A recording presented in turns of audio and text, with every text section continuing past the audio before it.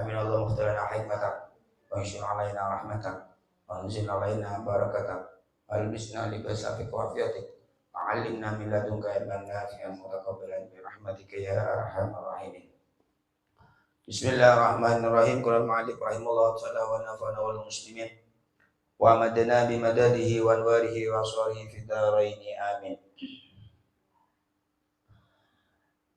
Dikatakan oleh Syekh Abi Bakar Al-Warraq, pernah Syekh Abu Bakar Al-Warraq itu berkata, apa kata beliau?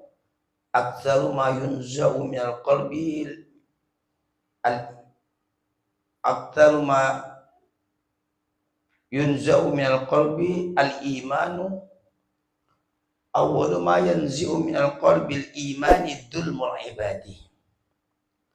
Ini perkataan Syekh Abu Bakar Al-Warraq. Apa kata beliau? Aktsaru ma paling banyaknya perkara yanzi'u yang bisa mencabut perkara minal qalbil iman dari hati yang beriman. Dzulmul ibadi yaitu kedoliman hamba. Di seorang itu pernah berkata, kebanyakan imannya seorang itu dicabut oleh Allah sehingga matinya su'ul khatimah. Dzulmul ibad yaitu dikarenakan dolim bersama manusia. Makanya kita nggak boleh dolim, nggak boleh nyakitin kita. Dolim itu banyak. Ada sandalnya dibuang, mulai disantet, mulai dipulung, dan sebagainya.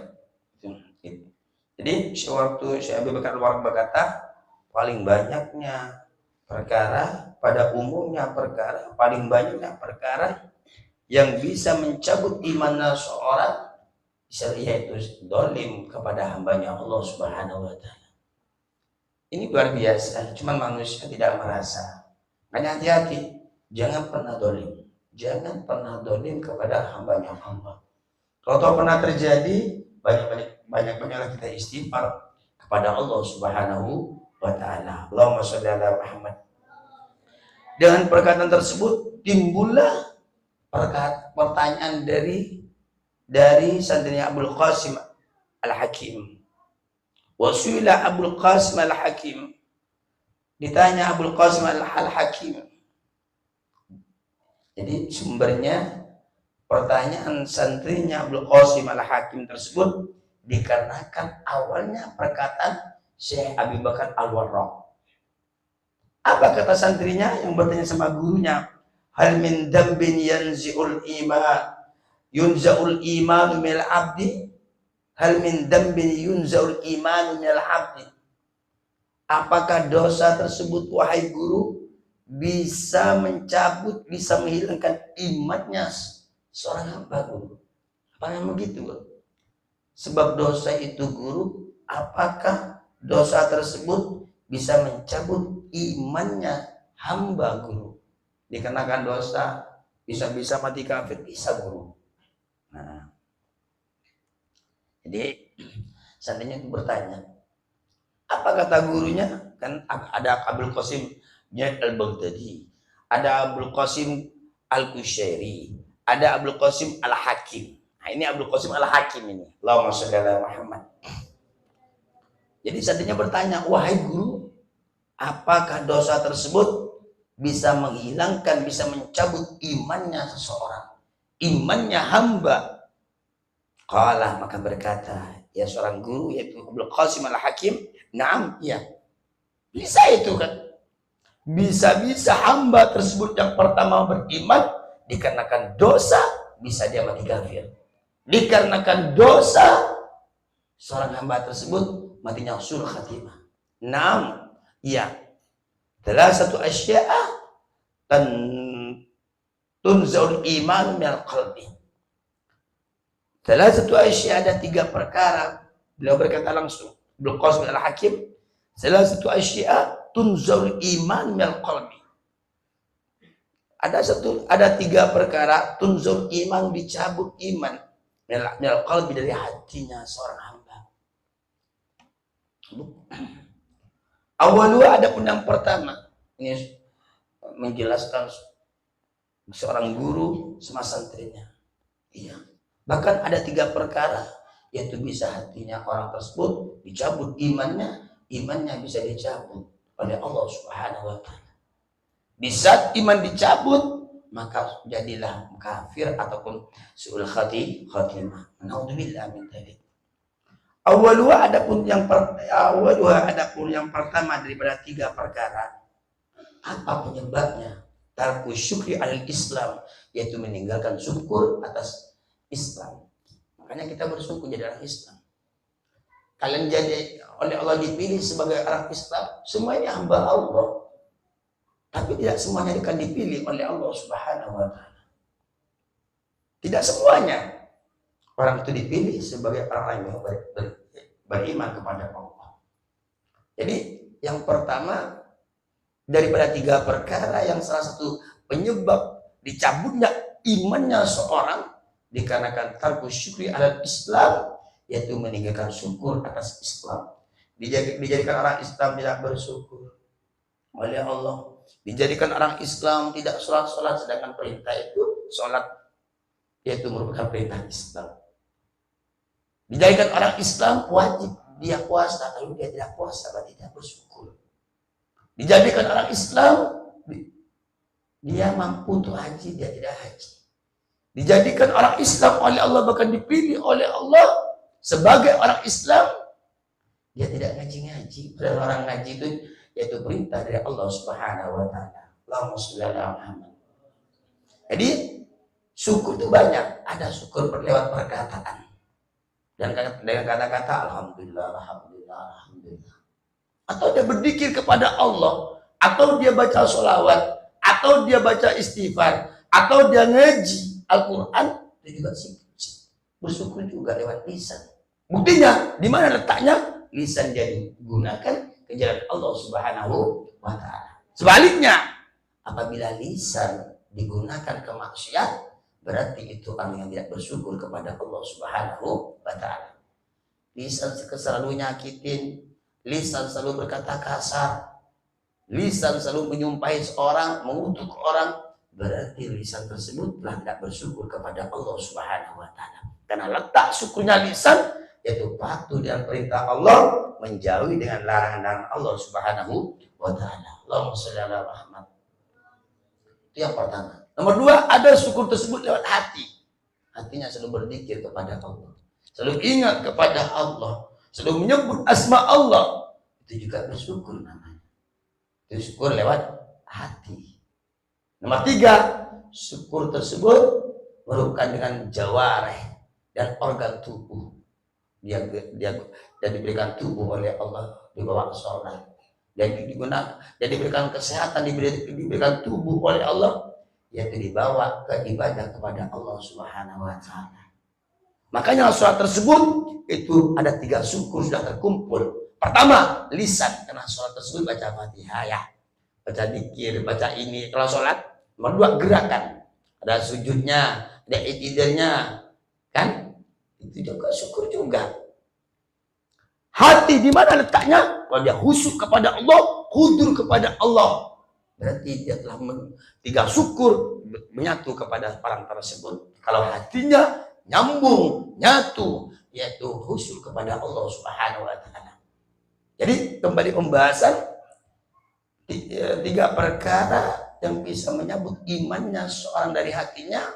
Tarku syukri alal Islam, yaitu meninggalkan syukur atas adanya Islam. Makanya bersyukur kepada Allah, kita dipilih sebagai orang Islam. Naudzubillah, andai kata kita dipilih sebagai orang kafir, mau jadi apa kita? Andai kata dia terpilih sebagai orang Islam, berarti orang kafir. Mewah kayak apapun di dunia sementara, lalu selama-lamanya di nerakanya Allah Subhanahu wa taala.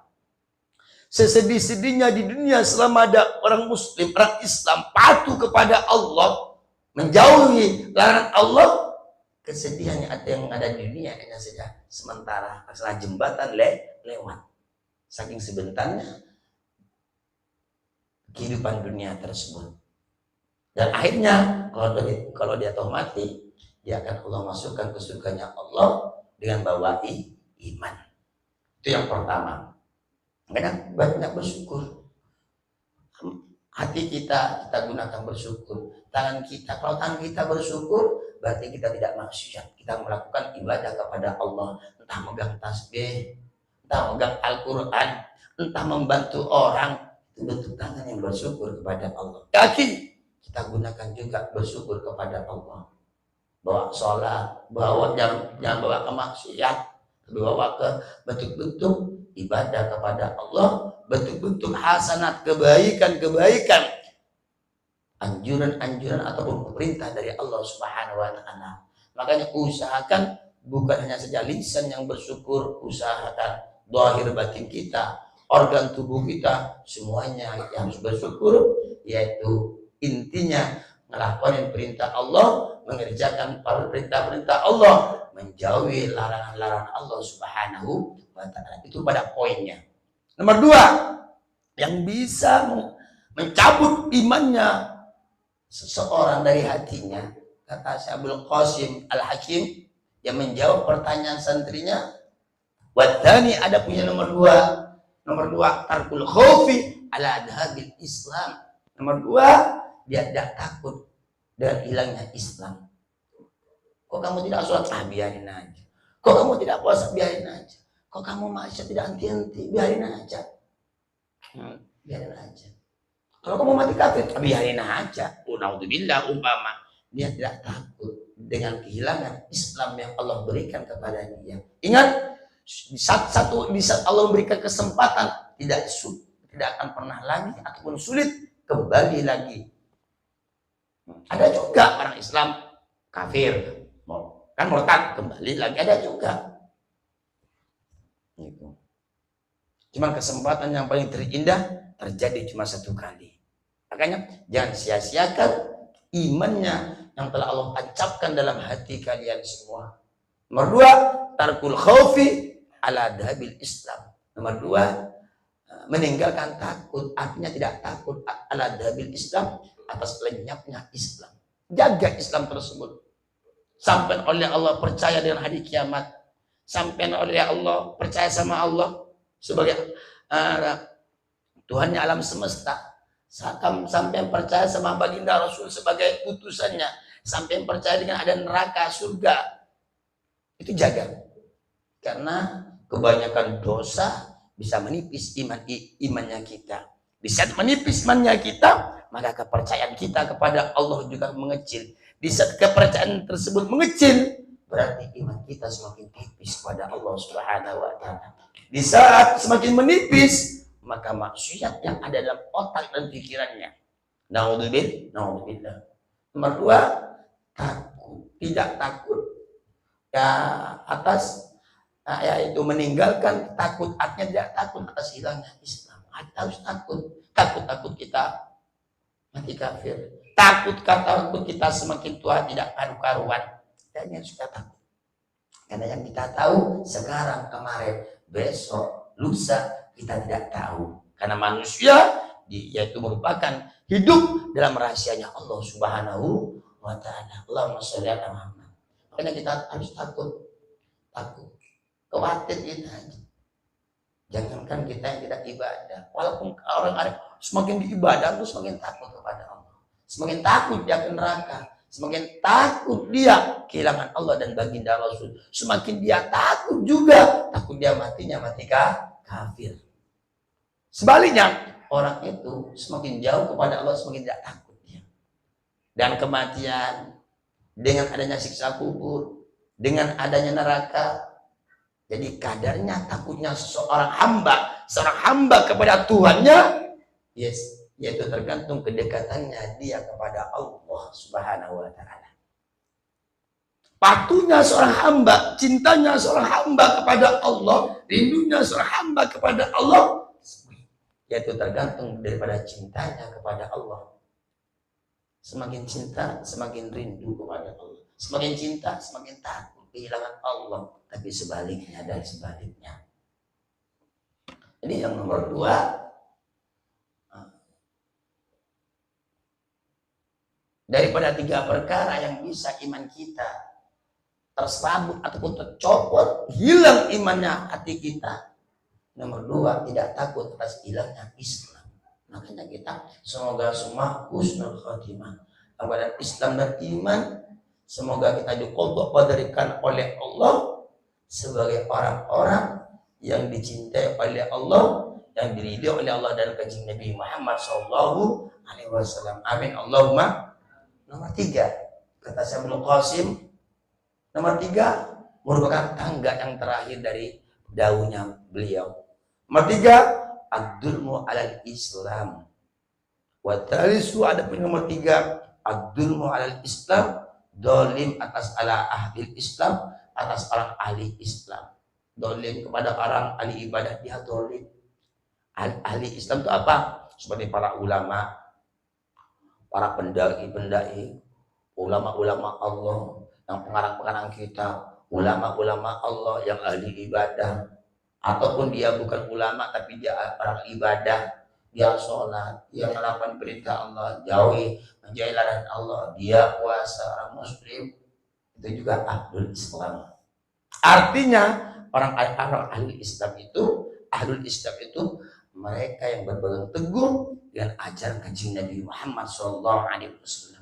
Apabila kita dolim ke orang tersebut, maka salah satu penyebab matinya suul khatimah, ataupun terserabutnya, dicabutnya iman seorang dari hatinya, artinya mati kafir. Hati-hati, jangan pernah kita menyakiti hambanya Allah, lebih-lebih dia orang yang patuh kepada Allah, lebih-lebih dia orang muslim. Jangan. Berarti ada pun nomor tiga, ad-dulmu alal Islam, itu dolim atas ahli Islam. Dolim kepada anak pesantren, dolim kepada kiainya, dolim kepada tetangga yang muslim. Jangankan kita bicara muslim, walaupun sama siapa nggak boleh kita dolim.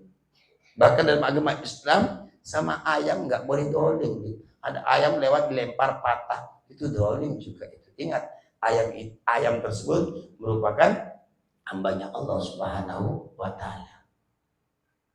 Jangankan sama manusia Islam ini, sama binatang, yaitu dia jadi sopan. Di antaranya bab nyembelih, contohnya suruh ditutup matanya, pisaunya jangan sampai melihat hewannya, juga hadapkan ke barat, menghargai kan, menjaga kan. Iya. Juga apalagi pisaunya harus tajam, saking menghargai bentuk-bentuk agama Islam. Sama hewan harus jangan, nggak boleh dolim kita, apalagi sama manusia, lebih-lebih itu orang muslim, lebih-lebih sama orang ahli ibadah.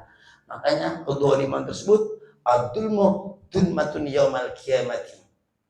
Kedoliman tersebut salah satu gelap gulita nanti pada hari kiamat. Di salah satu orang yang walaupun di dunia dia melihat, dia akan gelap gulita, buta nanti. Ad-dulmu dulmatun yaumal qiyamati. Kedoliman, dolim itu menganiaya. Dulmatun yaumal qiyamati, yaitu merupakan gelap gulita pada hari kiamat. Hatinya gelap gulita, orangnya gelap semua, lalu Allah lemparkan ke nerakanya Allah Subhanahu wa Ta'ala. Jadi tiga perkara inilah bisa mencabut imannya seorang dari hatinya. Pertama, tidak mau bersyukur atas jadi orang atas Islam, meninggalkan syukur atas Islam. Nomor dua, meninggalkan takut atas hilangnya Islam. Nomor tiga, yaitu dolim atas ahlul Islam, atas orang ahli ibadah, orang muslim yang ahli ibadah. Jangankan sampai orang muslim yang ibadah, yang tidak ibadah, jangan pernah dolim. Jangankan dia orang muslim, orang kafir jangan pernah dolim kita. Karena bagaimanapun itu merupakan hambanya Allah, ciptaan Allah Subhanahu wa Ta'ala. Kalau toh kita mau marah, berusaha marah karena Allah. Kalau toh kita mau cinta, berusaha cinta karena Allah. Makanya pernah sahabat itu bertanya sama baginda Rasul, ayul afdal amal ya Rasulullah. Ayul amal afdal ya Rasulullah. Kelakuan apa Rasulullah yang paling utama? Maka baginda Rasul bersabda, al hubbu fillah wal bughdu fillah. Kelakuan yang utama itu yaitu merupakan cinta karena Allah, juga benci karena Allah. Semoga kita matinya semua husnul khatimah, dan semoga ilmu kita diberikan ilmu yang barokah bermanfaat. Semua hajat-hajat kita dipermudahkan oleh Allah dan oleh baginda Rasul, sehingga kita sudah selamat dunia akhirat. Amin Allahumma amin. Wallahu a'lam bishawab. Amin Allah amin. Alhamdulillah. Ya Rabbana lakal hamdu kama yanbaghi li jalali wajhika. Allahumma shalli ala sayyidina Muhammad wa tantajina biha min ahlil mudarabatina wa tashuruna bi ibadika salati dunyana wa akhirana wa ala muslimin. Allahumma fil lana wa lil muslimin. Allahumma fil lana wa lil muslimin. Allahumma fil lana wa lil muslimin. Wa ma'alika rabbika bi amrika wa sallim. Rabbana hab lana min azwajina wa dhurriyyatina qurrata a'yun waj'alna lil muttaqina imama. Allah Rabbana atina fid dunya hasanah wa fil akhirati hasanah. Rabbana atina min ladunka rahmatan wa hab lana min ladunka